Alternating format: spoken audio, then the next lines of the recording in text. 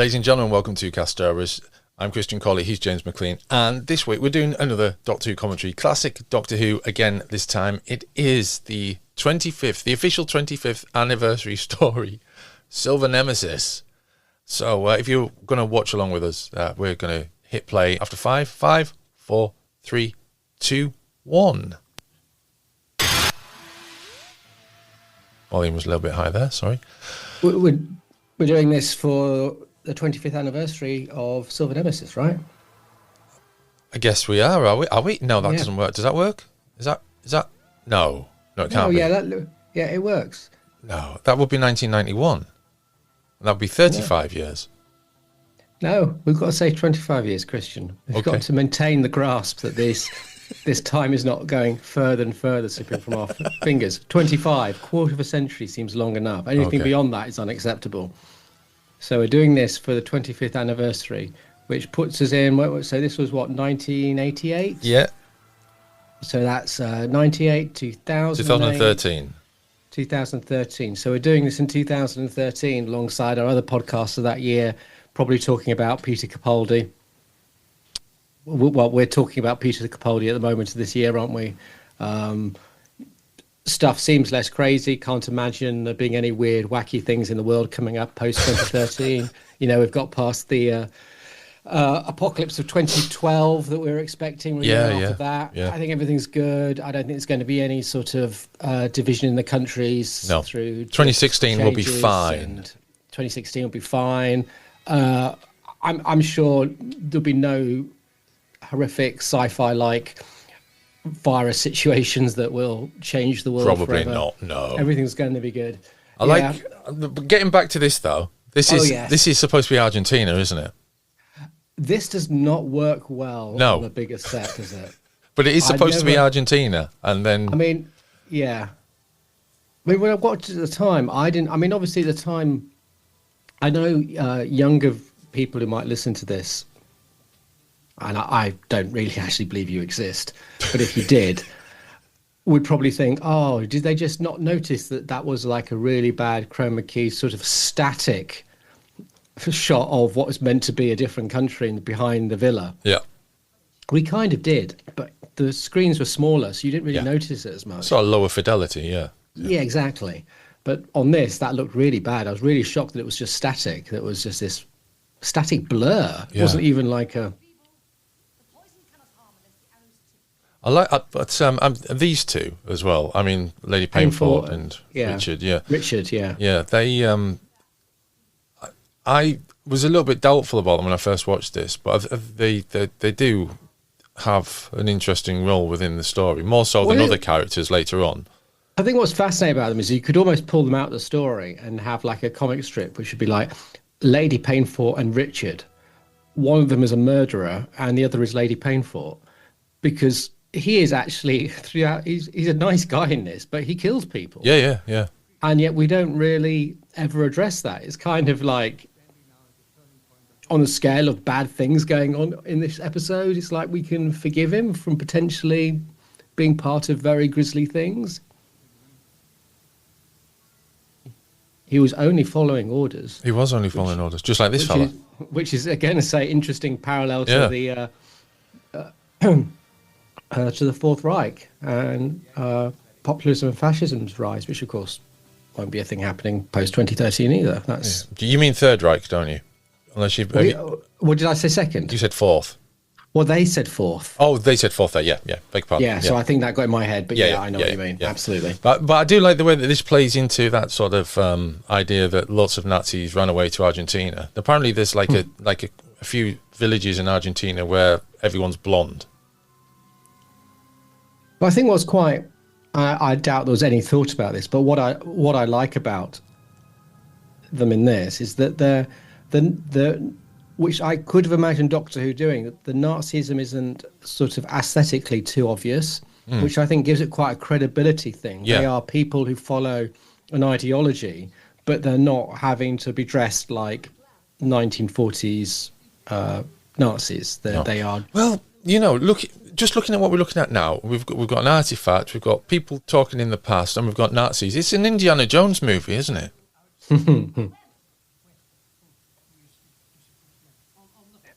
Yeah. And at the time, I loved it for this. I loved this episode when it came out, just because it was just so varied. Yeah. I loved this whole skipping around the place. It felt really fresh. It felt different. This lovely bit with Courtney Pine. Yeah, Courtney Pine and this. I think my cousins played with Courtney Pine. Cool. If being skins can be called playing. I love the way the two cyber soldiers are sitting there on the table listening. I'd never noticed that before, with their cyber headphones on. It's like they've been programmed to blend in with the crowd. Yeah. Mira getting a bit of a plug there. But yeah, I mean, this bit I loved as well, because you didn't rarely get to see stuff like this where the Doctor would just be chilling and then them having adventures which were not, deadly adventures. You always get this notion that sometimes they go to places and just hang out. It's very rare you actually see them. I love how his high-tech LCD is hiding inside his pocket watch. Yeah, well, it's the future, isn't it? Yeah, yeah. Well, he's from the future. Well, I mean, we are using LCD right now. It just doesn't look like that. Yeah, but one would hope that Gallifrey would not be using LCD by that point. That's my point. But then Gallifrey likes to use light bulbs in its equipment, so what are we to say? Oh, yeah. Supermarket lighting, indeed. I mean, I love at this point that these two are just so natural. Yeah. I mean, Aldrid's great in this, and he's just got his Doctor down exactly as he wants. There's this nice mix of, I mean, obviously he doubles down next season a bit more. But this thing, especially when you consider that Doctor Who, as much as a lot of 50-year-old men don't like to admit, is a show, especially at this point, which is very much aimed at sort of hitting a teenage audience. He has a really nice mix of being, in a different way to Baker, very gentle, fun, someone you perhaps like to hang out with, but slightly mysterious. Yeah, yeah. I mean, that's pure McCoy, isn't it? The spitting of the water. That's a great face as well from Aldred.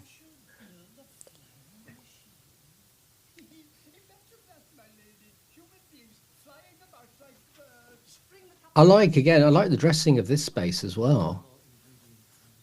I mean, I can't remember. I mean, I've read up on this many years ago, but I'm assuming this is actually a location. I think it is. I think it all is. Yeah. There's no studio work. Yeah, no, because there's no studio work in this one, is there? No. Which again is why I think it feels quite cool all the way through. It's like Spearhead, where you get this sort of sense of Doctor Who in the real world with no studio aesthetics. Yeah. Harsh lighting and the like.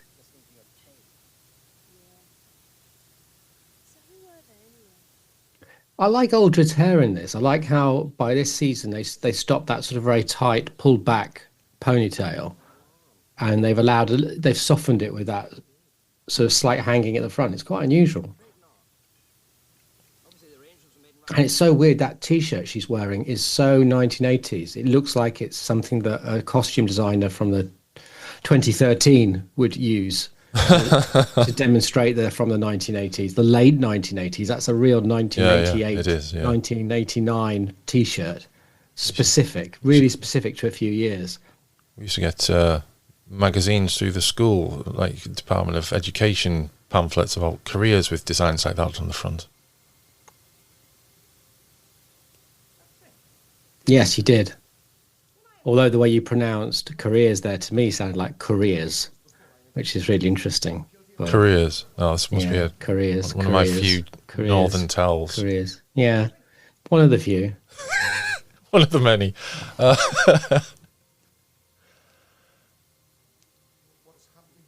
I mean, again, this is a basic effect, but I always like it when Doctor Who does something which just about works. Well, the other thing as well is, I mean, they're using sort of magic to travel through time, aren't they, essentially? Which isn't a million miles away from that Christopher Reeve and Jane Seymour movie, the name of which escapes me at the moment.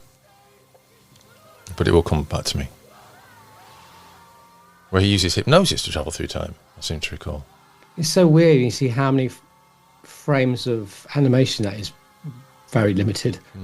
It works But well, again, it does its job, and this nice transition works. It does actually, because it actually the effect actually takes you away from the fact that they're actually moving, and then the two people appear there. So that is quite, yeah. And a good reason to use a set location. It gives that nice split between the two times.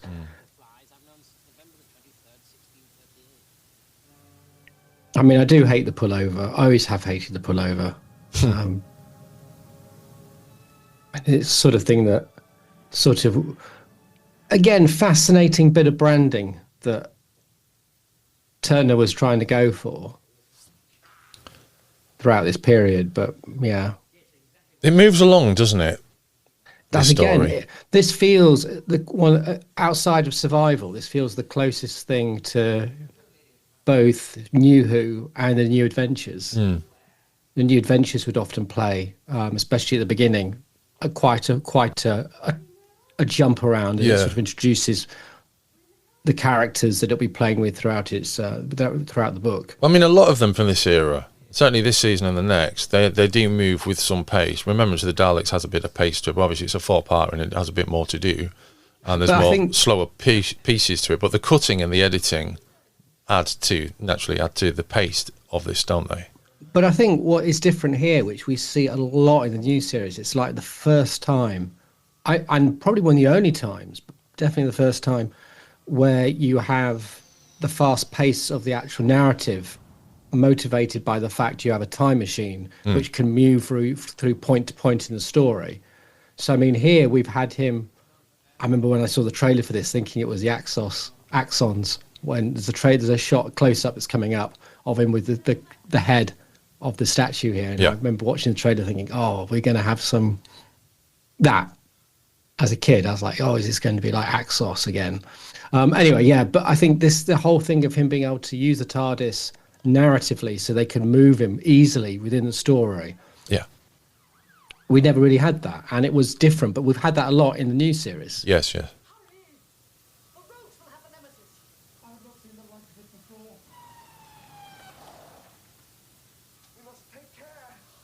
Is that a rover? An old rover? Yeah, I think it was. Car? That's good as well. Why didn't you just open the door? I know.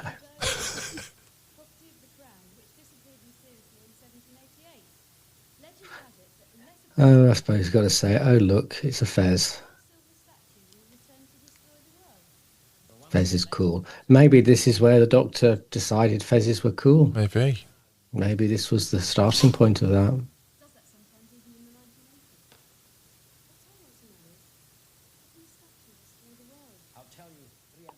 But it's a very good way to, because this first episode is telling a lot of story, and rather than just have that sort of exposition be in one space, one of the first examples of the TARDIS actually making an atmospheric disturbance when it appears. Yeah, the candle though, the candle. It's almost a sort of a documentary approach, isn't it? You could almost imagine Sylvester McCoy actually just being Sylvester McCoy and telling this story in different locations.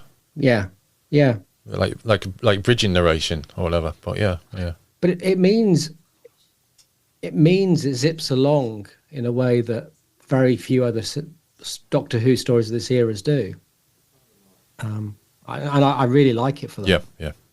And even the next two episodes do the same, essentially, especially third, in a different way. But the whole story zips along. I mean, I think we've talked about this before, the pace of sort of this era, and I think we were mainly talking about Survival at the time. But it does, I mean, obviously there's the reflection, the comparison with the modern series, but there's also just the fact that it was completely unlike anything else that was on TV at the time. Certainly nothing that was on BBC One or ITV at the time. Nothing else moved along with such pace, except, I don't know, maybe the news. No, not even the news in those days. It was just, this is on opposite Coronation Street, which has got, 5-minute scenes or whatever. This has got scenes lasting 30 seconds. Which was expensive. Yeah. This era, you want to have your scenes going longer to save the costs of not just, on so many levels.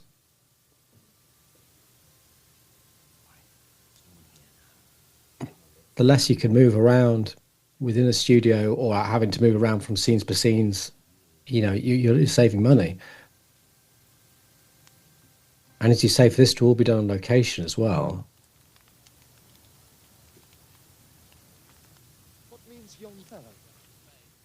I mean, some have argued in the past the criticisms of this story, and there are a lot of criticisms for Silver Nemesis, are things like it's too busy, which I disagree with.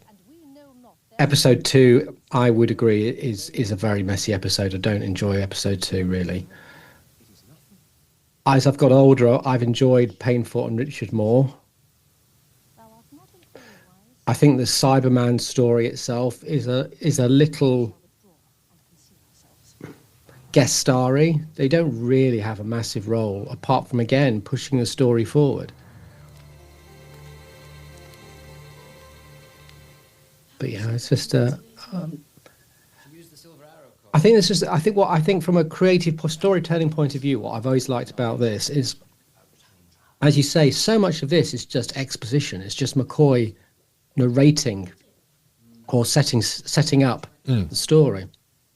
And yet, even within the scenes, the camera and the actors, everything is still pretty active. I mean, we're not seeing many cuts. We're sitting on the same camera for a lot of this work. But within that space, I mean, we've seen here, he's played with the ball, he's gone to the fire, he's gone back to Ace, he's now moved into the background of the shot. It's keeping you in the space while he's just basically telling you stuff.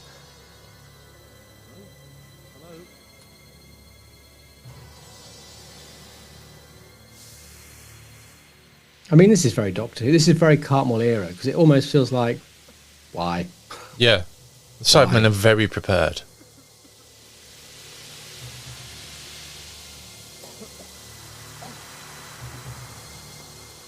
They know the Doctor is going to be there. They've got 2 guys with headsets, and they've got some gas. I love this shot coming up of... As a kid, I loved it, because it's, again, by this point in the show, there was this notion of, we get the TARDIS into the space, no one notices it. And I just found it manic. And as a kid, just watching, it just appears and no one notices. And now we obviously have reasons for it in the new series. But at the time, it felt such a blatant... It felt like such a baller move, just to sort of they just appear, and everyone just carries on. Should the audience question it? We don't care. Not really. Windsor Castle's a big place. Quite right. We need to guide. Come on.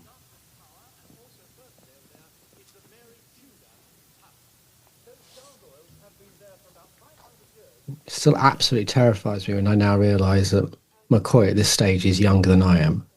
Oh,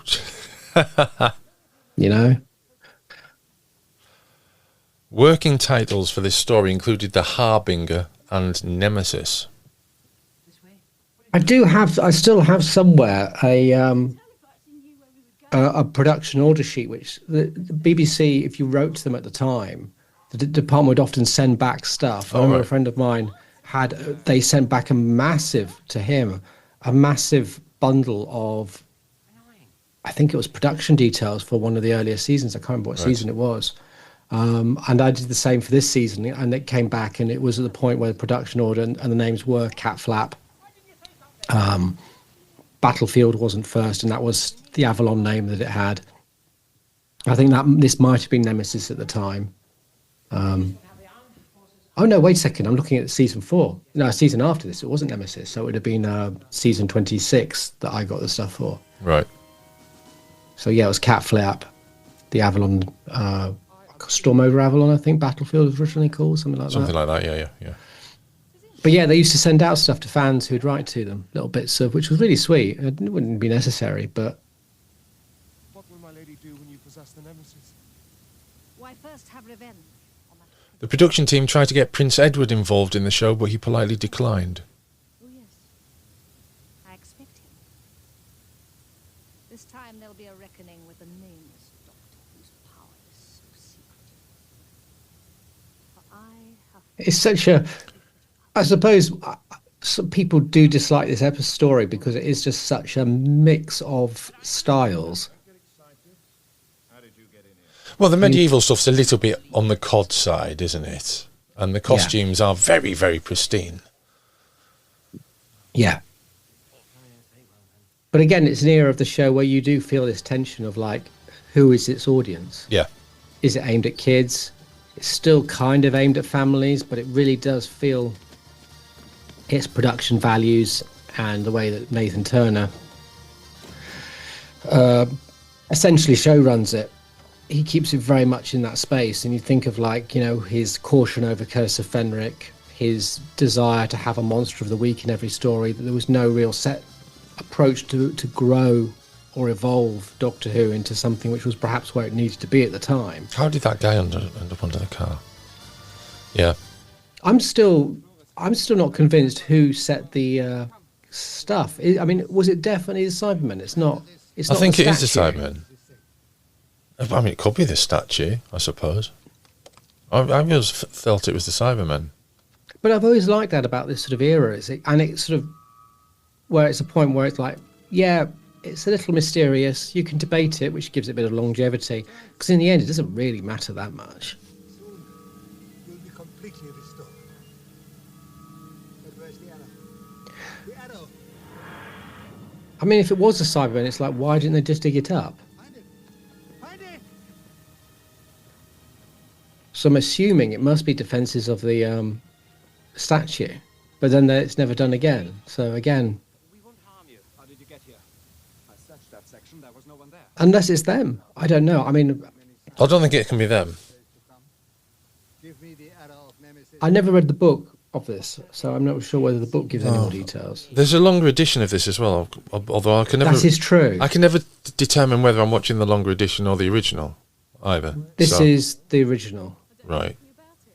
because the setup at the jazz is longer. Okay.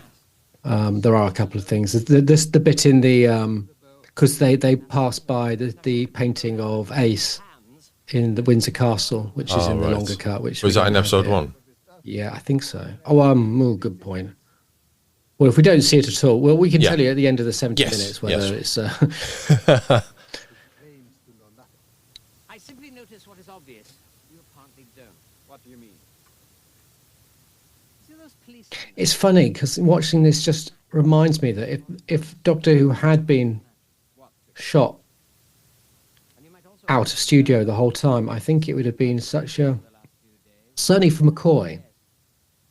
Tell me where the arrow. I think because McCoy and his approach to the Doctor is quite unreal, to say I can't. putting him into real spaces works better than when he's in a studio where he sort of, which already looks a bit unreal, if that sort of makes Yeah, sense. yeah.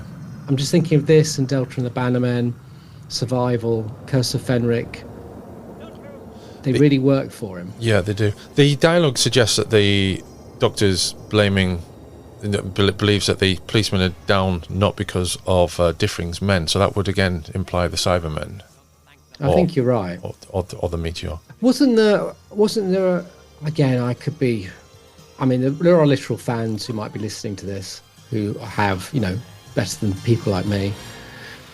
But I seem to remember that was there an early draft where it was Cybermats at the That rings a bell. This is which would make more sense. yes, yeah. So this is the end of part 1. Yeah. The thing I wanted to say at the beginning was I've always liked these opening titles. I know they're a bit like jazzy, but in terms of the quality and the visual effects, I think they're fine. I'd love to have seen a version redone of this for the DVDs without the asteroids Uh-huh. and even without the police box, which at the time I really liked as a kid. Yeah. And it looked a bit like the DePaul police Oh, box, yeah, which yeah. was very flat. But yeah, if this title sequence didn't have these sort of very basic CG elements, I think it would have been far more powerful. I mean, this in itself, I think, is great. Yeah. I mean, I've never been very keen on the music for this, and the logo. I think the logo is absolutely awful. No, it's not great. I mean, it's probably the worst logo, isn't it, I think? I think so. Yeah. You just can't mix those two styles. So if you're listening on Apple Podcasts or Spotify or wherever you get your podcasts from, that is all for the Silver Nemesis commentary for this week. If you want to listen to the whole thing in one go, get yourself over to our Patreon. That's at patreon.com/Kasterborous. Sign up there. You can get a 7-day free trial and you can enjoy the rest of the discussion between myself, Christian Colley, and him, James McLean. Otherwise, we'll be serialising this podcast so you can catch our discussion on part 2 next week and part 3 the week after. And if you're on Patreon, you'll be getting some slightly different podcasts. That's all from myself and James. If you're listening on Apple Podcasts or Spotify or wherever you get podcasts from, do remember to subscribe and please leave us a review. It helps us to reach more listeners. We'll speak to you soon. Until then, it's goodbye from us.